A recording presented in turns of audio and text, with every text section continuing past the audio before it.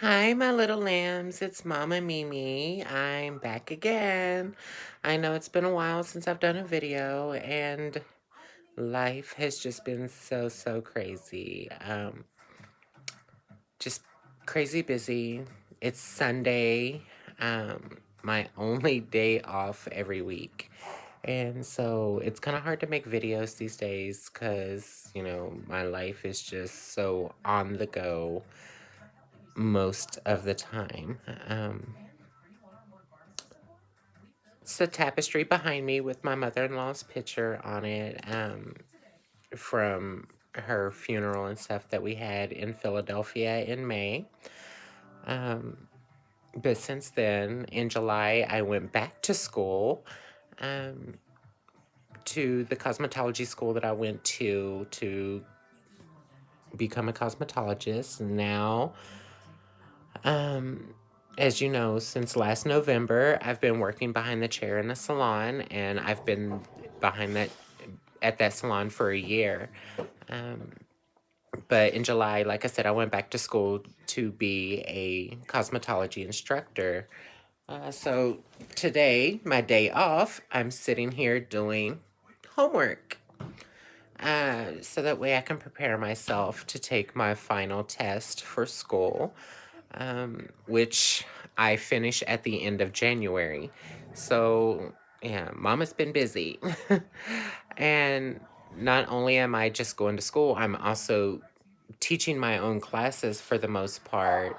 This past month for November, I taught the freshman and sophomore classes where they learn all their basic cut and color techniques. And so that's been really fun. So starting Tuesday, I move over to the junior class and I start teaching skin, nails, and makeup and those kind of things. So I'm in school from 8:15 in the morning to 4, and then from 4 to 7, 8, 9, depending on clients, I'm behind the chair at the salon.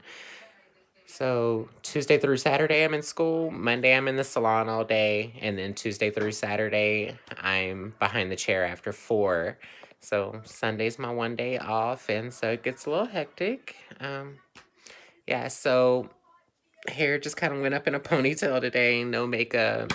Just sitting here doing homework, watching Laverne and Shirley. So, yeah.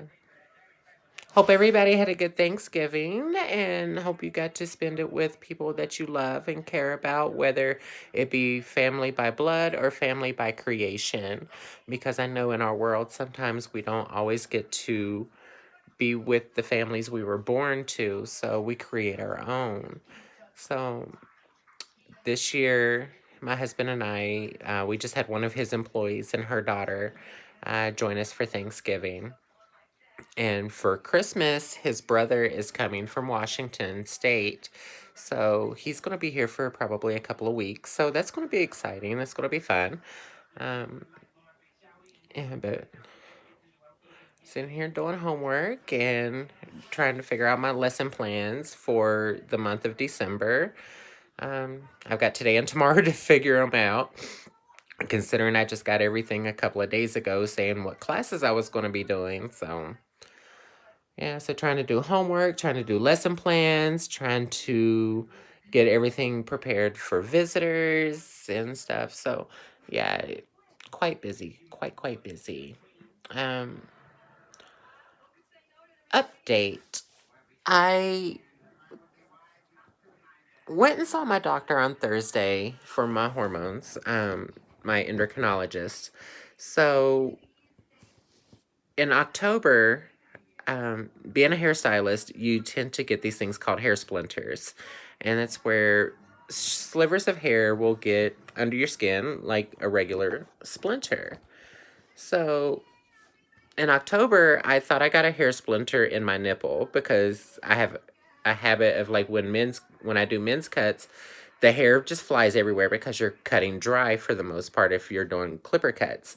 So I thought I had gotten hair in my bra and got a hair splinter in my nipple, um, and thought it had caused an infection or whatever. Well, it cleared up, and then a couple of weeks ago, this issue came back with the soreness and like a discharge from my nipples. So I went to my endocrinologist on Thursday and was talking to him about everything. And so he had me express it to see what come out and everything. And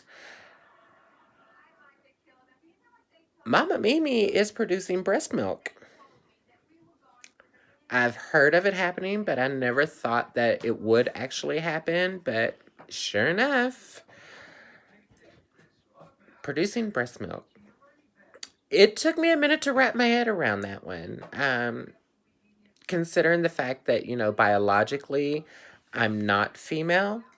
But talking to my doctor, he said because I've had the orchiectomy and I no longer produce testosterone. And then with the hormone replacement therapy, it causes prolactin levels to rise and stuff. So that's what it was. So uh, he took a sample and we did some more lab work just to make sure. And so he said that if it does turn out to be, in fact, breast milk, we have one of two options. Either I can just live with it, or he can put me on another medication and which will lower those prolactin levels and cause that production of milk to stop. So now, got to figure out how I want to deal with this. I mean, because it does get quite painful by the end of the day if I don't take a few minutes to go express it and get it out and stuff. So, I mean, do I want to really add another medication to my daily list of things I'm already taking? I don't know. How do y'all feel about that? Has any of you experienced this milk development? Excuse me. It's kind of cold here in New Mexico right now. The weather's been really up and down, and so I don't really get sick. I just get those little tickles and coughs. So hopefully I don't get actually sick, but I do my pneumonia and flu shots every year, so that really helps out a lot too. So, but yeah, if any of you have had this issue, let me know about it. Let me know what your experiences were with it and how you dealt with it. Um, I don't really know what to talk about because it's been a while. Um, like I said, we went to Philadelphia in May to bury my mother-in-law. Um, and then, like I said, started school in July. Um, it's just really tiring trying to do everything, trying to go to school, manage a salon, run my house, take care of three dogs, take care of my husband. Honey, sometimes I feel like a Power Ranger. um, I'm not sure how I do it sometimes, but I'm exhausted. And, you know, one of the educators that I was talking to at the academy the other day, because, I've been pretty much in that school for the last 2 years, with the exception of 9 months that I took off to work behind the chair after I graduated from beauty school. Um, we were talking, and, you know, she was telling me that getting to know me, it opened her eyes to things that she was against because of her religious beliefs and stuff, but it's because I'm not that trans girl that they always portray as being the hooker or the call girl, whatever you want to call it. And I mean, there's nothing wrong with it, honey. You got to pay your bills. You got to pay your bills. Honey, I'm all about, hustling, making your money, doing what you got to do to survive. But, with me, I want to be that professional. I want people to know that you can be transgender and be professional at the same time. There's nothing that says that you can't be successful and work in a professional environment and do what everybody else does just because you're transgender. Um, I don't believe in putting limits on people, especially yourself, because you're only limited by the limits that you put on yourself. So if you tell yourself that you can't do something, then you're not going to be able to do it. But if you make up your mind and say, you know what, this is what I want out of life, and I'm not letting this or anything or anybody stop me from achieving my goals, then there's no telling what you can do. There's no telling what you can accomplish. And I'm a firm believer in that. And you know, if you ever think that because you're transgender that you can't do something or you can't have the career that you really want in life, then you're wrong. Because at that point, the only person stopping you is yourself. And there's this quote that I love, and it's never too late to be what you might have been. So, you know, no matter where you are in your life, no matter where you are in your transition, age, or whatever, if there's something that you really want, go for it. Go to school. Do whatever it takes to get to that place where you want to be. Because at the end of the day, the only person that has to live in your skin and pay your bills is yourself. And why not be happy doing something that you love? And don't limit yourself from that or stop yourself from that because you're afraid of what other people may think because of who you are. I used to worry a lot about what people would think about me and being in a professional setting as an educator or just even a stylist and coming to the trans girl. Well, you know, I found that even with clients, me just being myself is the best thing I could do for them. One of our stylists that we have that comes from Tucson about every 6 to 8 weeks has a client that comes in to see him when he's in town. And she and I was talking, and she was telling me that first of all, she was telling me that she was nervous because her son had decided to transition and become a female. Well, this and so we were talking, and I was like, you know, I'm transgender, and she was like, you are? And I'm like, yeah. And she was like, I would have never known because you just seem like every other girl. And she was like, and you're so pretty, and da da da. And I was like, well, you know, 6 years of hormones, a few surgeries, and, you know, the right makeup techniques for my face to kind of alter the way my features are and stuff like that. Hold on a second, I gotta adjust. Sorry, I'm just laying on the couch in my office. I don't hardly use my living room anymore, so. Um, but, you know, honestly, I find little tricks to make myself look more feminine. I know I don't have the most feminine voice, and I'm okay with that because I'm me. And, you know, me opening up to her apparently helped because this last visit she came in a week or so ago. She was telling me that her daughter was coming home for the first time as a female. And so she really appreciated the talk that I had with her.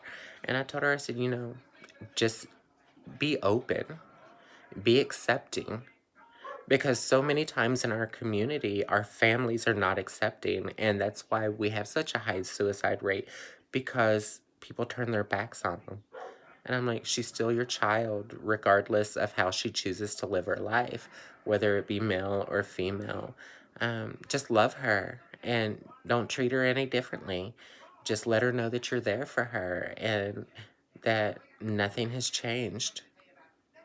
And so she was like, you know, can I come to you if I have questions and stuff? And I'm like, of course. Of course. I mean, if there's anything I can answer, I'll be more than happy to. And if it's something I don't have an answer for, I'll do my best to get it for you. I mean, because, I want to educate people as much as I can about what it is to be transgender. Because not only are we going through a transition, but our families go through that transition with us. So be patient with them. If they don't call you he or don't call you she right away, don't get mad. Embrace them and let them know, it's okay. I know you're used to this side of me or this part of me, and you've had this person for this many years. And, I'm still going to be here when you're ready to transition into this new life with me. Don't walk away from them. Don't get mad and yell or cuss them or whatever, because especially for a parent, it's hard to see their child go one day from being male or one day being female to the next day being the opposite gender. So, just be patient. Um, Nothing comes overnight. Our transitions don't come overnight, so why should we expect those around us to transition with us overnight? You can't. You simply can't. So, we don't always have to, or we're not always willing to be acceptant of others, but we always expect them to be acceptant of us. And it can't be like that. Just because your mom or your dad or your brother, your sister, your grandmother, or whoever still refers to you by the birth name or the birth gender and stuff like that, doesn't mean they don't love you and they don't care about you. It's just that's what they know. And, you know, n- we, like I said, we don't just transition overnight. We don't just take one shot or take one pill and wake up the next morning and we're completely male or completely female. It doesn't work that way. Yes, that first dose may make us feel better about ourselves and may make us feel freer. But however, every day is a step in our transition, whether it be a month or 100 months. We're never completely done transitioning. Figuratively, physically, emotionally, and that goes for anybody, no matter what you're doing in your life. And transitioning isn't always about changing your physical gender. It's about moving forward in your life and becoming what you want professionally and everything else. So, nothing happens overnight. And so we can't expect those around us to just say, oh, okay, this is the new. Be patient. That's all I can tell you. Just be patient. Embrace them the way you want them to embrace you. Because it's going to take time. And time is something we have plenty of. Granted, each day is not promised, but give them that time. Loving you is easy.